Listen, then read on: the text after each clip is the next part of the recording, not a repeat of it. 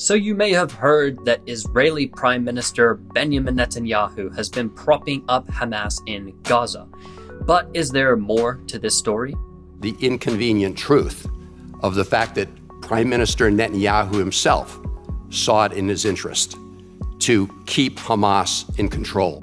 So instead of try to take Hamas out, Netanyahu overtly supported them by approving huge transfers of untraceable cash literally delivered in suitcases into the Gaza Strip, cash that would inevitably end up in the hands of Hamas. So he was a critic of this plan to prop up Hamas, but it's totally uncontroversial that this was their plan. Now, let's look at what's actually going on. Some argue that Netanyahu has an alliance or at least an interdependency with Hamas to serve his own goals, but is that really true? I'm Robert Inlakesh, and in the first two parts of this series, we explored whether Israel helped create Hamas and whether they've used Hamas to derail the Oslo peace process. Now, we're diving into a different question. Has Netanyahu actually been using Qatari aid money to support Hamas, aiming to block any real resolution to the conflict? So let's start with a 2019 quote attributed to Netanyahu from a private Likud party meeting, which reads, quote, "Anyone who wants to thwart the establishment of a Palestinian state has to support bolstering Hamas and transferring money to Hamas.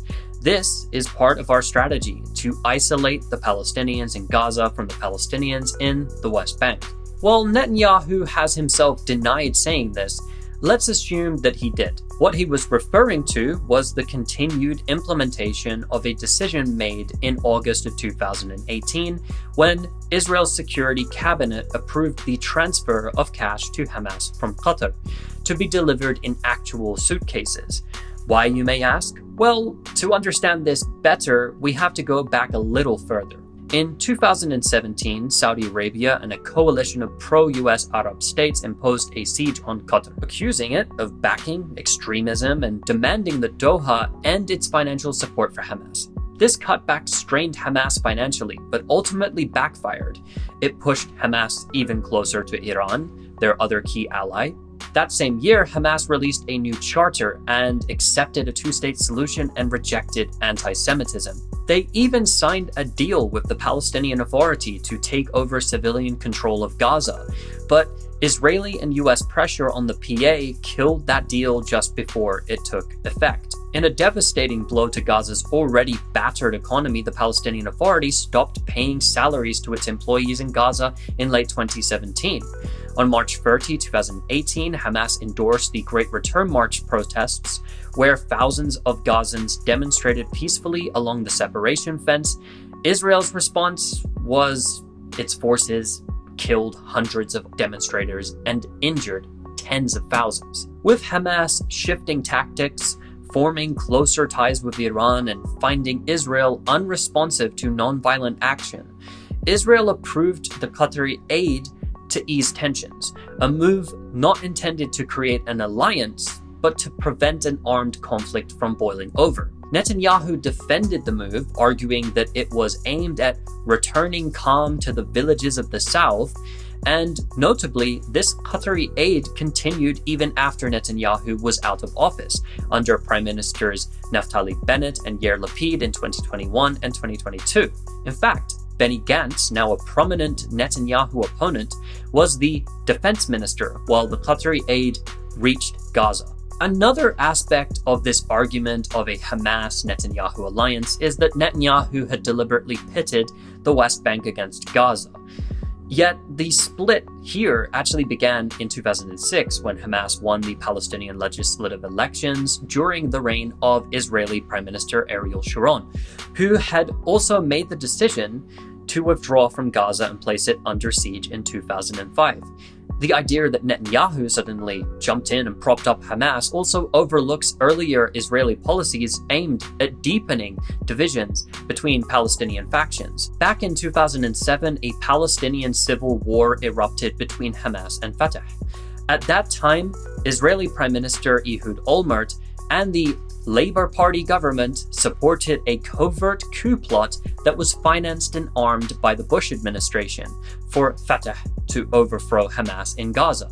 When Hamas uncovered this conspiracy and defeated the coup attempt, they took full control of Gaza, ousting the Fatah-led Palestinian Authority. Following this, Israel made repeated efforts to prevent any reunification between the PA in the West Bank and Hamas in Gaza. Israel tightened its blockade on Gaza, and in 2008-9, Olmert's government launched the first major military assault on the territory, enforcing a policy of division between Gaza and the West Bank.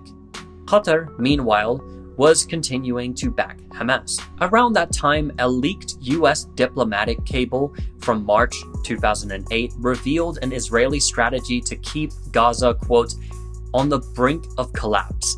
The goal, according to the cable, was to starve Gazan civilians so severely that they would turn against Hamas, and this was again when Netanyahu was out of the picture.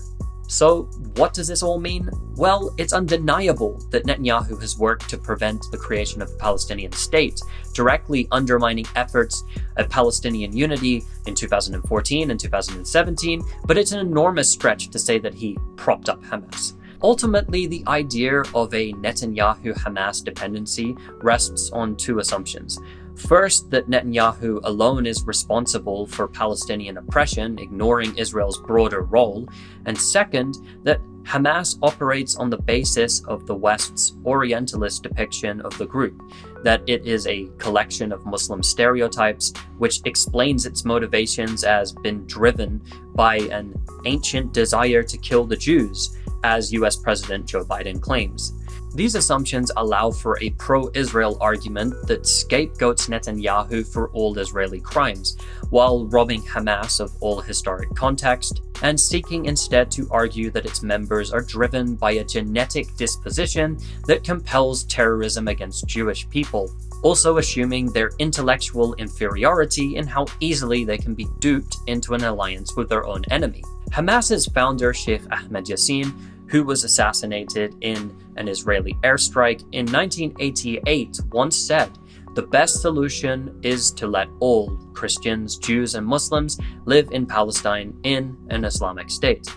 This statement actually contradicts many of the notions set forth in the movement's original charter, often quoted as if it represents the group today. Despite many disagreeing with Hamas and its tactics, it is seen today by the vast majority of Palestinians as a resistance movement against occupation.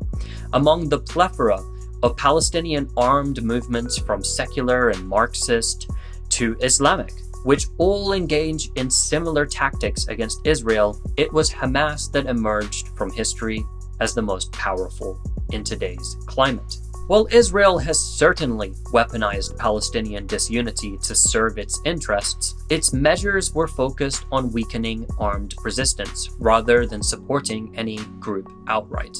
And claims that Israel created Hamas or that Netanyahu propped them up simply don't align with the facts.